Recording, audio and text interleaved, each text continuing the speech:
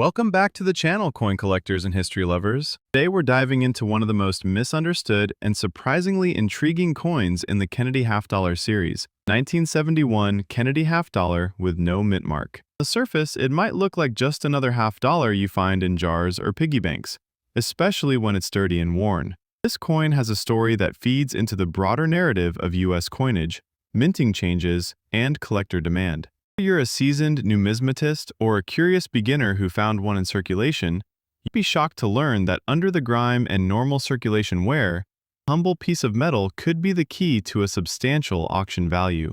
We'll explore the history, the features, what makes some of these coins rare, how it values them in dollars, and tips you need to know as a collector. The Kennedy half-dollar was originally introduced in 1964 to honor President John F. Kennedy following his tragic assassination in 1963. For the first several years, the coin was struck in silver, first at 90% silver and later at a reduced 40% silver. But 1971 marked an important turning point in the series.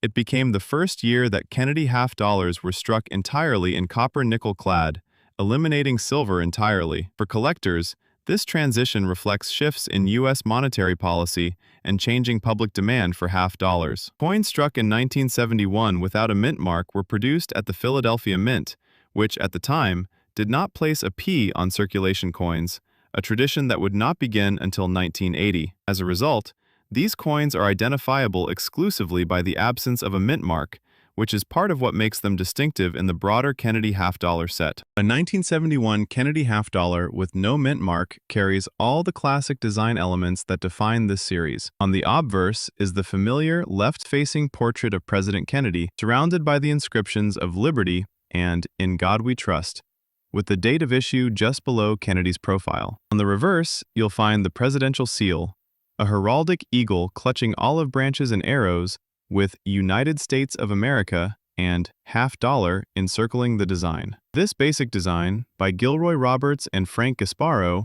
remained consistent throughout many years of the series. Metal composition, at 91.67% copper and 8.33% nickel, gives the coin its distinctive feel and reeded edge. What makes the no mint mark version visually unique is not a special mark, but the absence of one. Because the Philadelphia Mint omitted mint marks until 1980, these coins are simply struck with Kennedy's image and the date. Dirty or worn examples often bear the marks of circulation scratches, toning, and residue, but these surface imperfections can sometimes mask or reveal more interesting traits, such as die errors or unusual strike quality that collectors prize. Despite the high mintage, over 155 million pieces were produced with no mint mark. The 1971 Kennedy half-dollar is surprisingly not intrinsically rare as a date. Most circulated examples you find in your pocket change or coin jars are worth only slightly above face value. However, condition plays a dramatic role in demand. Coins that have avoided heavy circulation wear, those with original luster, or that grade high on the Sheldon scale become significantly more collectible. High grades like MS65 and above are much harder to find, and at MS67, these coins become condition rarities, commanding premium prices at auction. In recent years, certified examples in top grades have sold for well over $1,000, with handfuls reaching figures that can surprise even experienced collectors. In addition to high grades, bidders at specialized coin auctions often seek out error varieties or unusual strikes, off-center strikes, double dies, or other minting anomalies which can exponentially increase the coin's desirability and value.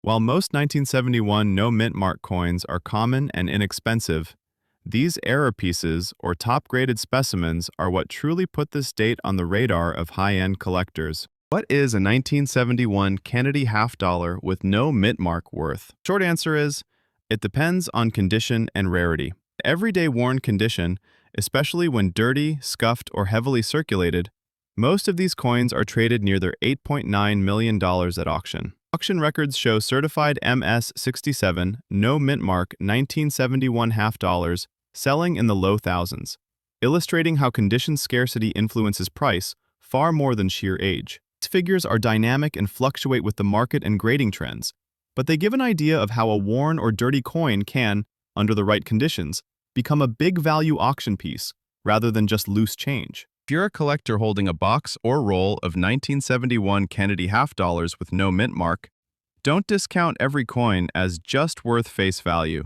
First, cleaning coins is almost always discouraged for serious collectors. Surface dirt and toning can actually help preserve value when the underlying metal is untouched and original. Second, submitting coins for professional grading by services like PCGS or NGC can reveal hidden premium value that casual observation might miss, especially if you suspect an uncirculated state. Keep an eye out for striking errors or unusual features because even worn coins with these traits can fetch strong interest from numismatists. Finally, always compare market prices using recent auction results and certified sales, as these give the most accurate reflection of current collector demand. There you have it. The 1971 Kennedy half dollar with no mint mark may seem ordinary, especially in dirty circulated condition, but beneath that surface lies a coin with a fascinating place in U.S. coinage history. Transition from silver to clad, its massive mintage, and the ways quality and rarity intersect in the collector market all contribute to its story and potential auction value in dollars. If you're inspecting your loose change, building a collection, or looking for a hidden gem to resell, this date deserves a closer look. Remember, rarity isn't just about how many were made, it's about how many survive today in top condition, and that's where true collectible value begins. Happy hunting, and until next time, keep looking at every coin as a potential treasure. Thanks for watching.